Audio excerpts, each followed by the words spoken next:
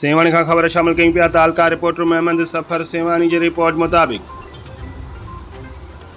सेवण तालके में काल का वठी अगूणो वडो वज़ीर सैयद मुराद अली शाह जो पंहिंजे चूंड तक जो तूफ़ानी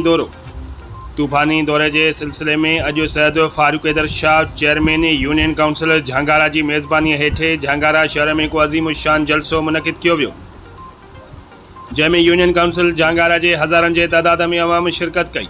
जॾहिं त सैयद मुराद अली शाह जो जीए भुट्टो ऐं जीए साईं मुराद अली शाह के नारन से इस्तक़बाल किया वियो।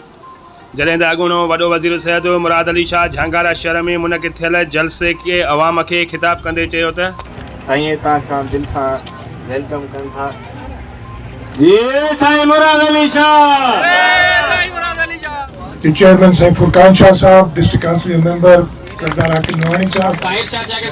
ऐं झांगारा शहर जा मुंहिंजा भाइरो, तव्हां सभिनी खे अस्सलाम वालेकुम। जीए भुट्टो तव्हां कल्ह खां मां हिते निकितो आहियां कराची खां, जॾहिं पहिरियों दफ़ो पंहिंजो टर्म यानी जेको मुद्दो हो उहो पूरो करे जॾहिं पंहिंजे तक में पंहिंजे ज़िले में आयुसि, जे तरीक़े सां हर जाइ ते माण्हुनि इस्तक़बाल कयो आहे। काई जॻहियुनि ते माण्हू रस्तनि ते निकिरी जेको प्रोग्राम न बि हो उते बीहारियो अथनि ऐं गुलनि जी वर्खा, ये अजरक टोपियूं, इहो तव्हांजी मोहबत आहे ऐं इन मोहबत जे करे ई इन तव्हांजी ख़िदमत जेकी कयूं था पिया पाकिस्तान पीपुल्स पार्टी जे प्लेटफॉर्म तां उनजे मंशूर तां, तव्हांजा ई वोट हा। मां हिते सवेर बि ॻाल्हि कई त इहो झांगारा यूनियन काउंसिल हाणे त ॿ थी वियूं आहिनि,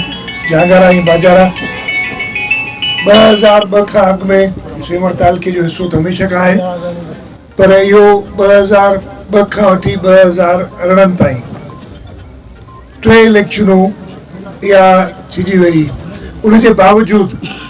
मां हिन तक खे